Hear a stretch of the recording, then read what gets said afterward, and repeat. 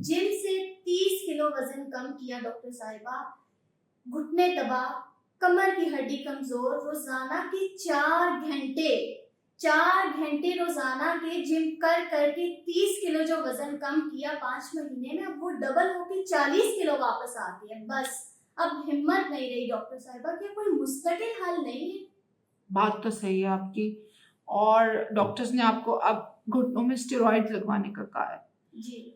इसका मुस्तकिल हल फैट मेल्टिंग इंजेक्शंस हैं। आप इन इंजेक्शंस के ज़रिए से जो इंचेस और जो वेट लॉस करते हैं वो परमानेंट होता है। और परमानेंट का मतलब ये है कि अगर आप नॉर्मल डाइट खा रहे हैं बाद में, यानी ये नहीं है कि आप 500 या 700 कैलोरीज वाली डाइट ले रहे हैं, और ये भी नहीं है कि आप बाद में बकलावे और बहुत ज़्यादा हैवी किस्म का खाना खाना शुरू कर दें। जस्ट नॉर्मल जो घर का सालन रोटी है, बाजार का खाना कम खाएं। आपका हमारी आपको मनी बैक गारंटी है कि अगर आपका फैट मेल्टिंग इंजेक्शन से वजन और इंचेस वापस आए, इंचेस पे मेरा ज्यादा एम्फेसिस है, क्योंकि लोग वेट तो कम कर लेते हैं लेकिन शेप नहीं बनती, और जब आपकी शेप नहीं होती तो आप अच्छे कपड़े नहीं पहन सकते, आप वेस्टर्न वेयर नहीं पहन सकते, आप मीडियम और स्मॉल साइज नहीं पहन सकते। सो आपके लिए मेरी ये सादिया एक गुड न्यूज़ है आपके लिए कि आप ये इंजेक्शंस लगवाएं, और अगर आपको रिजल्ट ना मिले मुस्तकिल, तो आप हमसे पैसे वापस ले सकती हैं। अच्छा डॉक्टर साहिबा, अभी रिसेंटली मेरी कजन है बाहर यूके में, उन्होंने इंजेक्शंस लगवाए, वजन तो उनका बहुत कम हो गया, 60 kg से जाके उनका राउंड अबाउट 40-30 तक चला गया है, और वो इस चीज से काफी खुश थी। अब पता नहीं वो कौन से इंजेक्शन है, भूख उनको बिल्कुल नहीं लगती, लेकिन साइड इफेक्ट उसका ये कि वो हर वक्त बिस्तर पर पड़ी रहती है, वीकनेस बहुत ज्यादा है। तो अब हमें इस चीज का आइडिया नहीं है कि कौन से इंजेक्शन लगवाएं कौन से ना लगवाएं, क्योंकि हम मरीज हैं, हमें हमारा मकसद सिर्फ वजन कम करना है। तो अब आप बताएं कि हमें कौन से इंजेक्शन लगवाने चाहिए और कौन से नहीं। मैं आपकी बात समझ रही हूँ। बहुत सारे लोग जो हमारे पास आते हैं बहुत कंफ्यूज्ड हैं। वो ये समझते हैं कि हम जो इंजेक्शंस कह रहे हैं, जिन इंजेक्शंस का आपने जिक्र किया है, इनका नाम है ओज़ेम्पिक। आई डोंट नो आपको नाम पता है कि नहीं। ओज़ेम्पिक है, और इसके अलावा सिक्सेंडा और विक्टोजा, ये डिफरेंट, मतलब एक ही घराने के बहन भाई हैं सारे। ये लोग लगा रहे हैं इंजेक्शंस। ये बेसिकली टाइप 2 डायबिटीज के लिए आए थे, लेकिन इनका साइड इफेक्ट ये है कि ये भूख नहीं लगाते, भूख को बंद कर देते हैं, तो आपका वजन बहुत तेजी से गिरता है।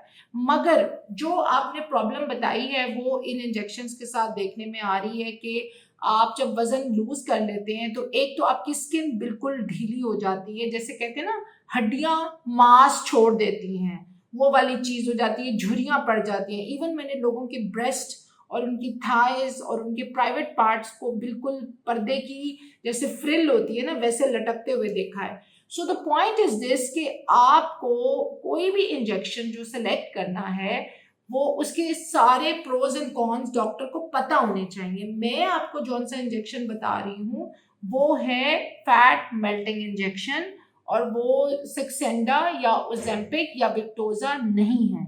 और इन इंजेक्शन से एक तो स्किन बहुत झुर्रियों वाली हो जाती है, नंबर 2 जब आप अपनी ही बॉडी का कोलेजन, भूख नहीं लगती तो बॉडी अपना फैट यूज करती है, तो स्किन के नीचे से फैट का पैड इतना पतला हो जाता है कि स्किन बिल्कुल झुर्रियों जैसी हो जाती है। नंबर 2, आपको कमजोरी बहुत हो जाती है, वीकनेस इस कदर हो जाती है कि आपको रोज एक ट्रिप लगवानी पड़ती है, अदरवाइज आप अपने बिस्तर से नहीं उठ सकते। It starts to happen after 20-30 kg का जब वेट लॉस हो जाता है। नंबर 4, आपको बच्चों की आवाज, बेल की आवाज, फोन की बेल, किसी से घर में बात करना, कोई काम करना, ये सारे आपके लिए इरिटेबिलिटी बन जाते हैं। और नंबर 5, लंबे अरसे तक ओज़ेम्पिक को यूज करना कैंसर का बायस बन सकता है। ये बात अब ऑन डाटा है, और मेडिकल जर्नल्स के अंदर इसके अंदर प्रूवन ये बात आ गई है कि अगर आप 5 से 7 साल तक रेगुलर यूज करें तो उसका कैंसर हो सकता है। नंबर 6, ये कोई सस्ता इंजेक्शन नहीं है।